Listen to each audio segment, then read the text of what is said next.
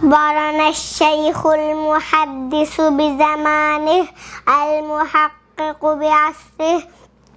الوحيد بدهره المتمسك بمنهج سلفه العامل بعلمه المشهور بورعه الماهر بأسماء الرجال العلام غلام مصطفى ظهير المنفوري. قال أخبرنا الشيخ محمد يعقوب القرشي الهاشمي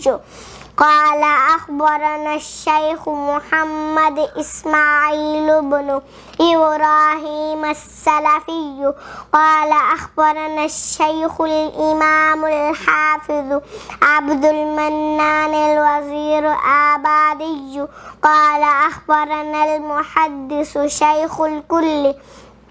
السيد نزير حسين الدهلوي قال أخبرنا الشيخ محمد إسحاق الدهلوي قال أخبرنا الشيخ عبد العزيز الدهلوي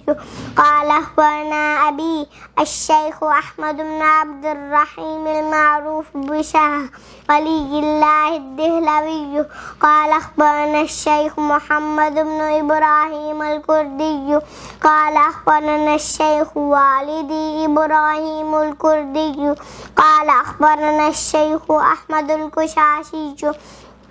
قال أخبرنا الشيخ أحمد بن عبد القدوس الشنابي قال أخبرنا الشيخ محمد بن أحمد الرملي قال أخبرنا الشيخ أحمد زكريا بن محمد الأنصاري قال أخبرنا الشيخ الحافظ الكبير أحمد بن حجر الأسقلاني قال أخبرنا الشيخ إبراهيم بن أحمد التنوخي قال أخبرنا الشيخ أبو العباس أحمد بن أبي طالب الحجار قال أخبرنا الشيخ السراج الحسين بن مبارك الزبيدي عن الشيخ عبد الأول السدزي الهروي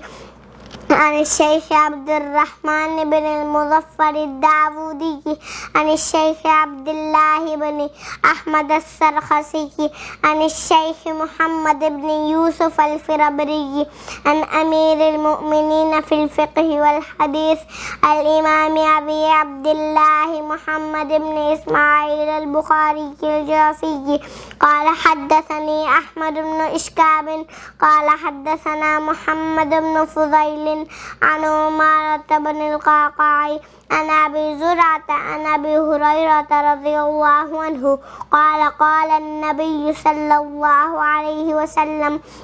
كلمتان حبيبتان إلى الرحمن خفيفتان على اللسان ثقيلتان في الميزان سبحان الله وبحمده سبحان الله العظيم.